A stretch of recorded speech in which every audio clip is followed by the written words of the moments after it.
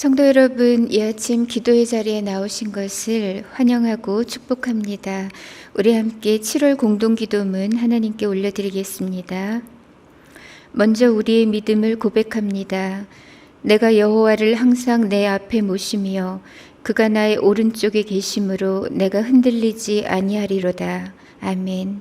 우리의 생명이신 하나님, 오늘도 하나님의 은혜로운 돌보심 가운데 살게 하옵소서.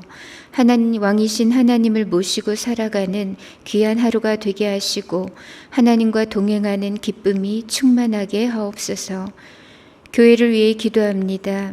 내가 주의 이름을 내 형제들에게 선포하고 내가 주를 교회 중에서 찬송하리라. 아멘.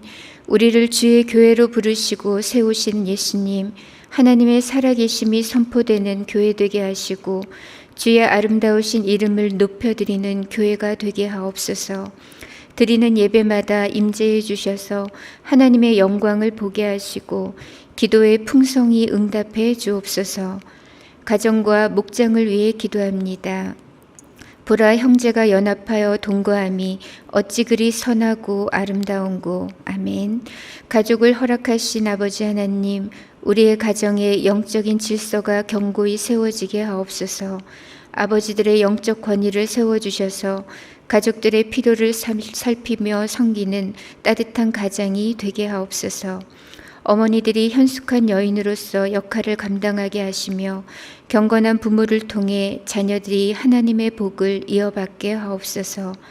목장 모임을 통해 가정들이 영적인 가정이 되게 하시고 서로를 돌아보며 섬기게 하옵소서. 다음 세대를 위해 기도합니다. 너는 청년의 때에 너희 창조주를 기억하라. 아멘. 다음 세대를 준비시키고 계신 하나님, 우리의 자녀들이 창조주 하나님을 고백하게 하옵소서. 여름에 진행되는 주일학교 사역들을 통해 자녀들이 예수님의 성품을 닮아가게 하시고 세상에서 하나님 나라를 살아가는 믿음의 세대로 세워지게 하옵소서. 청년들의 학업과 진로, 결혼과 취업 또한 인도해 주옵소서. 나라와 선교를 위해 기도합니다. 우주와 그 가운데 있는 만물을 지으신 하나님께서는 천지의 주제시니 손으로 지은 전에 계시지 아니하시고. 아멘. 온 세계를 보존하시고 통치하시는 하나님, 우리나라를 긍휼히 여겨주셔서 하나님의 기쁘신 뜻이 사회와 문화, 정치와 경제 모든 영역에 나타나게 하옵소서. 백신이 원활히 공급되어 집단 면역을 이루게 하시고 사회가 안정되게 하옵소서. 우리에게 허락하신 선교의 사명을 감당하여 어두운 세상을 비추는 빛이 되게 하옵소서. 오늘도 모든 샘물 성도들의 형편을 돌보아 주시고 동행해 주옵소서. 예수님의 이름으로 기도하옵나이다. 아멘. 이제 하나님 말씀을 보겠습니다. 오늘 말씀은 예레미야 37장 11절에서 21절 말씀입니다. 갈대아인의 군대가 바로의 군대를 두려워하여 예루살렘에서 떠나매 예레미야가 베냐민 땅에서 백성 가운데 분깃을 받으려고 예루살렘을 떠나 그리로 가려 하여 베냐민 문에 이른즉 하나냐의 손자요 셀레마의 아들인 이디야라 이름하는 문지기의 우두머리가 선지자 예레미야를 붙잡아 이르되 내가 갈대아인에게 항복하려 하는도다. 예레미야가 이르되 거짓이다. 나는 갈대아인에게 항복하려 하지 아니하노라. 이디야가 듣지 아니하고 예레미야를 잡아 고관들에게로 끌어가매 고관들이 노여워하여 예레미야를 때려서 서기관 요나단의 집에 가두었으니 이는 그들이 이 집을 옥으로 삼았음이더라. 예레미야가 뚜껑 씌운 웅덩이에 들어간 지 여러 날 만에 시드기야 왕이 사람을 보내어 그를 이끌어내고 왕궁에서 그에게 비밀이 물어 이르되 여호와께로부터 받은 말씀이 있느냐? 예레미야가 대답하되 있나이다. 또 이르되 왕이 바벨론 왕의 손에 넘겨지리이다. 예레미야가 다시 시드기야 왕에게 이르되 내가 왕에게나 왕의 신하에게나 이 백성에게 무슨 죄를 범하였기에 나를 옥에 가두었나이까? 바벨론의 왕이 와서 왕과 이 땅을 치지 아니하리라고 예언한 왕의 선지자들이 이제 어디 있나이까? 내 주 왕이여 이제 청하건대 내게 들으시며 나의 탄원을 받으사 나를 서기관 요나단의 집으로 돌려보내지 마옵소서. 내가 거기에서 죽을까 두려워하나이다. 이에 시드기야 왕이 명령하여 예레미야를 감옥들에 두고 떡 만드는 자의 거리에서 매일 떡 한 개씩 그에게 주게 하며 성중에 떡이 떨어질 때까지 이르니라. 예레미야가 감옥들에 머무니라. 아멘. 오늘 말씀은 고난 앞에서의 그리스도인의 자세입니다. 고난을 즐거워하는 사람은 없습니다. 고난을 원하는 사람도 없죠. 하지만 인생이라면 누구나 피해갈 수 없는 것이 또한 고난입니다. 그런데 고난이라고 다 같은 고난은 아니죠. 하나님께서 기뻐하시고 귀하게 보시는 고난이 있는가 하면 또 어떤 고난은 그야말로 무가치하고 어리석은 고난도 있습니다. 바울은 디모데에게 그리스도 예수의 좋은 군사로서 복음을 위한 고난을 받으라고 말했습니다. 야고보서 5장 10절에서는 형제들아 주의 이름으로 말한 선지자들을 고난과 오래 참음의 본으로 삼으라고 하십니다. 참된 하나님의 선지자들은 많은 고난과 인내로서 하나님의 말씀을 전했었는데 너희도 그들을 본받아야 한다는 말씀인 거죠. 우리가 계속해서 살피고 있는 이 선지자 예레미야는 바로 그 고난과 오래 참음의 대명사라고 할 수 있습니다. 그는 하나님의 말씀을 곧대로 전하다가 엄청난 고난을 겪었죠. 그리고 무너지는 가슴으로 남유다의 멸망을 선포했고 또 그 마지막을 지켜보아야 했던 눈물의 선지자였습니다. 오늘 우리는 이 예레미야가 그 험한 세월 속에서 어떻게 살았었는지를 살펴보므로 고난에 대한 우리의 자세가 어떠해야 하는가를 묵상하고자 합니다. 고난 앞에서 그리스도인의 자세, 그 첫 번째는 끝까지 진리를 말해야 한다는 것입니다. 오늘 본문을 보면 예루살렘 성을 에워싸고 있던 바벨론 군대가 갑자기 철수하고 있습니다. 이때 바벨론 군대는 그들의 본국으로 되돌아간 것이 아닙니다. 이전에 유다가 애굽에 사절단을 보내서 지원군을 요청한 일이 있었습니다. 그 때문에 지금 바로가 군대를 이끌고 유다를 구원하러 올라오고 있는 거죠. 그러자 바벨론 군대가 이 올라오고 있는 애굽 군대를 먼저 저지하려고 작전상 잠시 철수했던 것입니다. 그 기간이 약 3개월 정도 걸렸어요. 이렇게 바벨론이 잠시 예루살렘의 포위망을 풀었을 때 예레미야가 자기 집안의 그 상속 문제를 처리하기 위해서 자기 고향인 베냐민으로 가게 됩니다. 그런데 그 베냐민 문에 이르렀을 때 수문장 이리야라는 사람이 예레미야를 막아선 거죠. 이 이리야가 누구냐면 거짓 선지자 하나냐의 손자입니다. 하나냐는 이전에 결코 유다가 멸망하지 않을 것이라는 거짓을 늘어놓던 하나님을 거역했던 자입니다. 또한 하나님께서 하나님 메시지의 일환으로 예레미야의 목에 씌워주셨던 그 멍에를 강제로 빼앗아서 꺾어버림으로써 스스로 심판을 자초하고 죽임을 당했던 자입니다. 그런데 이 이레아가 바로 그 하나냐의 손자인 거죠. 그러니 이 사람 또한 예레미야에 대한 오해와 깊은 악감정을 가지고 있었던 겁니다. 이레아는 예레미야를 보자마자 너 지금 바벨론 군인들에게 투항하러 가는 거지 라고 하면서 몰아세웁니다. 그러나 예레미야는 그렇지 않다. 그것은 사실이 아니라고 부인을 하죠.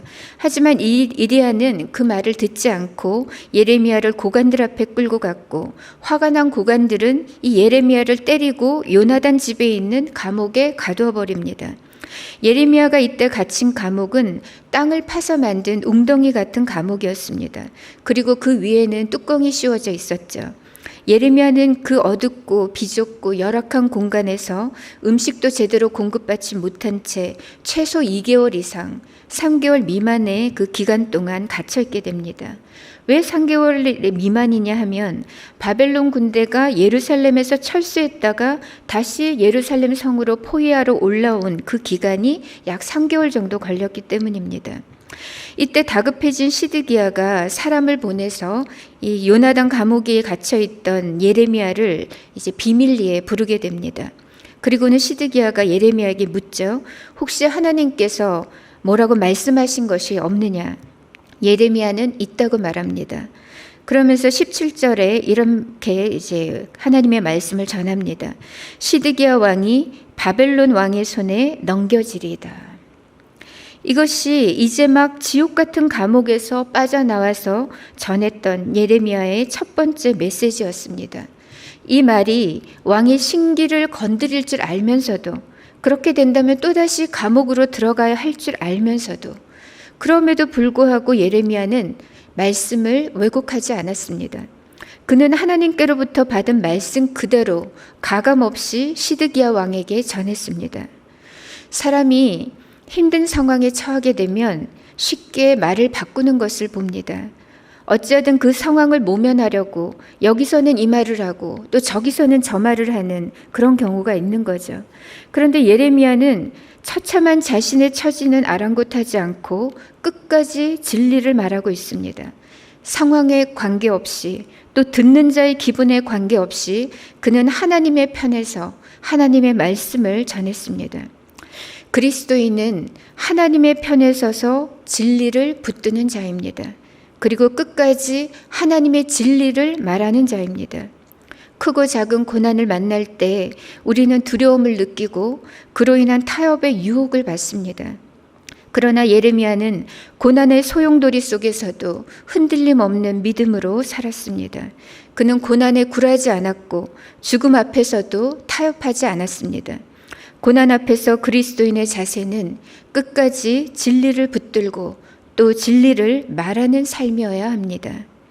고난 앞에서의 그리스도인의 자세 그 두 번째는 고난을 당하더라도 의를 위한 고난을 받아야 한다는 것입니다. 시드기야 왕 앞에 선 예레미야의 두 번째 말은 이것이었습니다. 18절에 예레미야가 다시 시드기야 왕에게 이르되 내가 왕에게나 왕의 신하에게나 이 백성에게 무슨 죄를 범하였기에 나를 옥에 가두었나이까.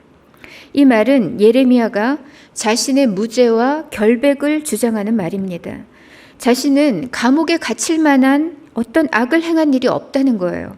예레미야는 지금 자신의 죄 때문이 아니라 하나님의 의를 위한 고난을 받고 있습니다.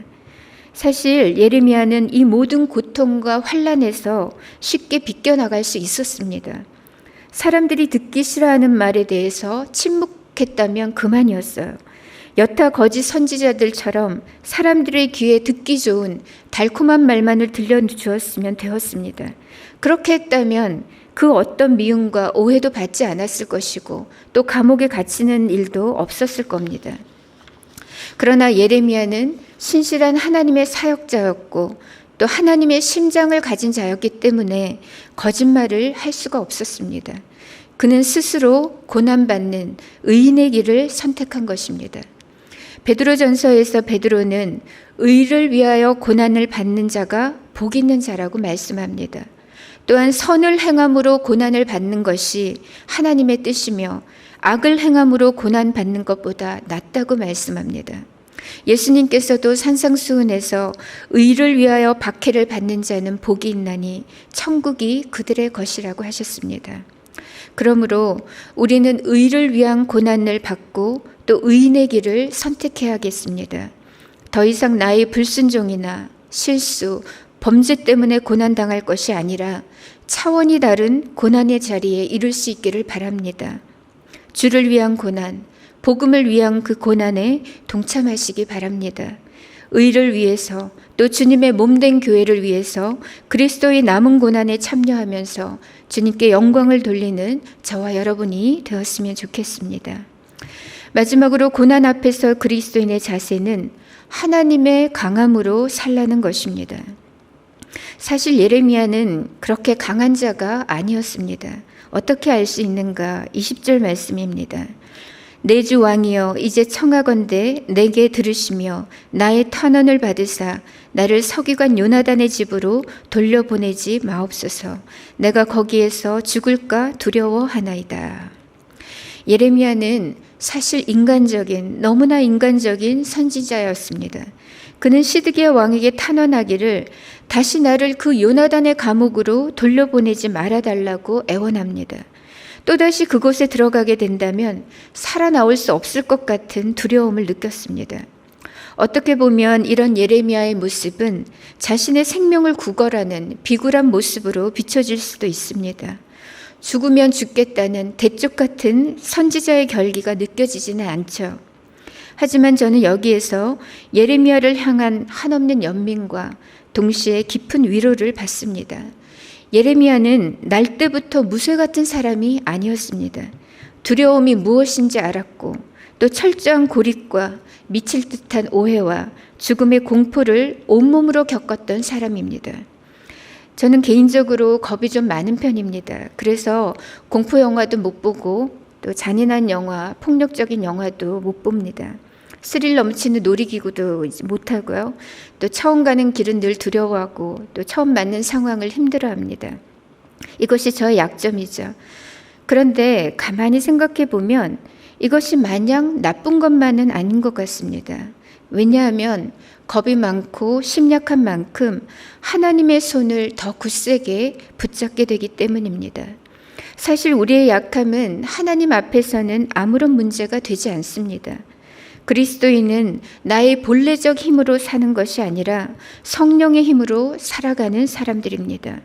우리는 삶의 모든 순간순간을 하나님의 강함을 덧입고 살아가야 하는 것이죠. 오늘 말씀을 맺겠습니다. 어느 누구도 고난을 피해갈 수는 없습니다. 그러나 어떤 고난에는 하나님의 위로와 칭찬과 상급이 있습니다. 차원이 다른 고난이 있다는 겁니다. 그것은 그리스도를 위한 고난이고 복음을 위한 고난이고 의를 위한 고난이며 영혼 구원을 위한 고난입니다. 예레미야는 하나님 때문에 수많은 고난을 겪었고 또 인내했습니다. 그는 고난 중에도 끝까지 진리를 말했고 의를 위한 고난을 받았습니다. 인간적으로는 약했지만 하나님의 강함을 덧입고 살았습니다. 사랑하는 성도 여러분, 크고 작은 고난이 닥칠 때 패닉하지 마시고 담대하시기 바랍니다. 고난 속에서도 끝까지 하나님의 편에 서서 진리를 말하시기 바랍니다. 나의 죄 때문이 아니라 의를 위한 고난에 동참하시기 바랍니다. 날마다 성령의 능력을 덧입고 하나님의 강함으로 살아가는 복된 성도님들이 되시기를 축복합니다. 이 시간 우리가 함께 기도할 때 이렇게 기도하겠습니다. 하나님 아버지, 고난 속에서도 끝까지 진리를 말하게 하소서. 의를 위한 고난을 받게 하시고 오늘도 하나님의 강함으로 살아가게 하옵소서. 이렇게 기도하고요.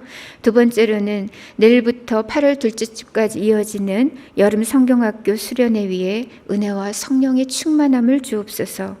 또 내일 드려지는 샘물의 예배 위에 임재해 주시고 하나님을 기쁘시게 하는 예배가 되게 하옵소서.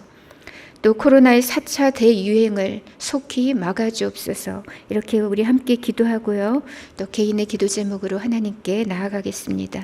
함께 기도하겠습니다.